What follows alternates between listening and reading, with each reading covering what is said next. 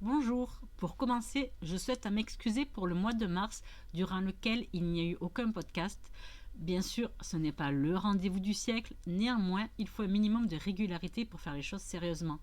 Malheureusement, en février et mars, non seulement j'ai eu un emploi du temps assez chargé, mais en plus, deux grosses coupures internet m'ont complètement bloqué.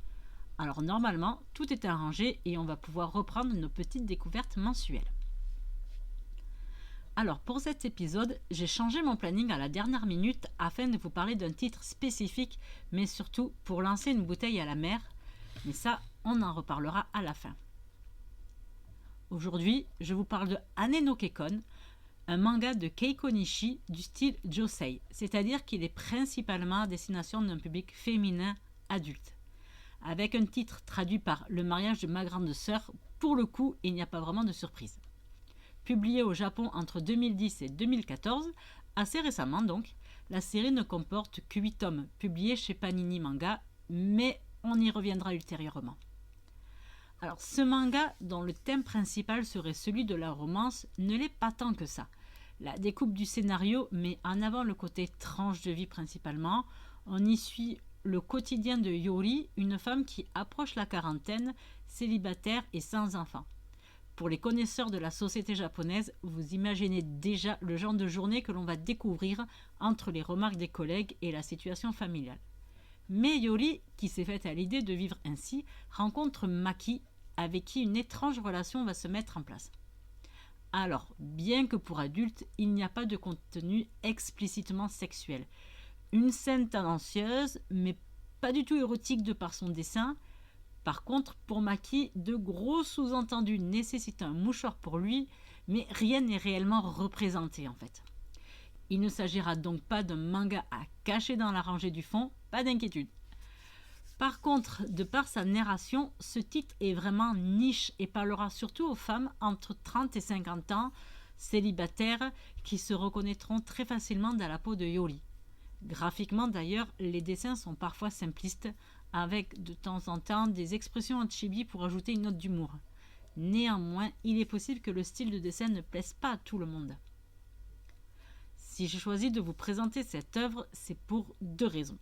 La première, bien évidemment, parce que je trouve qu'il s'agit d'une belle pépite, malheureusement complètement passée à la trappe. De plus, cette série me fait beaucoup penser à une autre que j'espère vous présenter un jour et qui fait partie de mon top, mais qui n'est pas encore terminée, donc je ne dis rien pour le moment. Mais, et surtout, parce que cette série comporte 8 tomes, et en France, Panini n'en a publié que 3, même pas la moitié.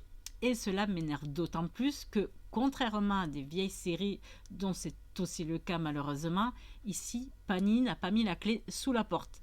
Il n'y a donc pas l'excuse de « hop, on a coulé ». Et là, on arrive à mon deuxième point d'irritation, car Panini Manga a commencé à publier ce titre sous couvert du genre shoujo, ce qui n'est absolument pas approprié. Comme trop souvent, un responsable qui n'y connaît rien a sans doute vu qu'il s'agissait de romance, alors hop, pour les gamines.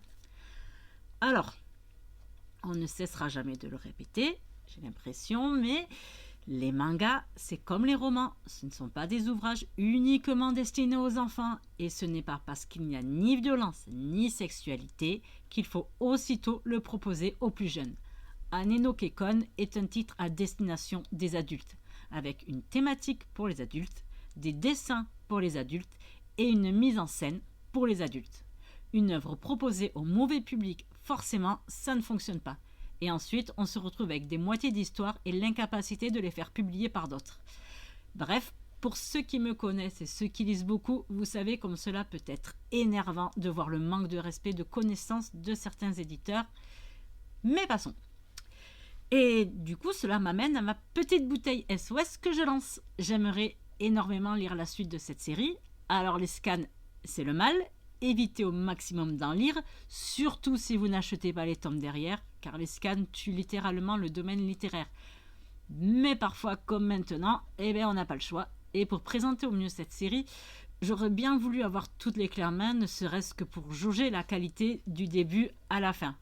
Mais impossible de trouver quoi que ce soit sur internet. Alors parfois, j'arrive à trouver les 3 premiers tomes, mais pas partout, et je les ai déjà en livre, du coup, donc inutile.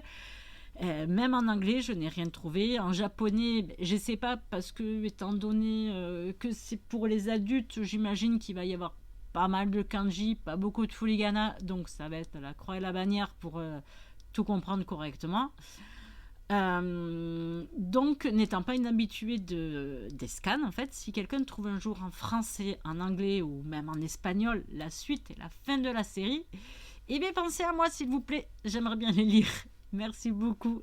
Et sur ce, je vous laisse en espérant que malgré tout, vous serez tenté par la découverte de cette petite pépite mal aimée. Alors certes, il n'y aura pour le moment que 3 tomes, mais sincèrement, ça vaut le coup de les découvrir. Merci beaucoup et à dans un mois.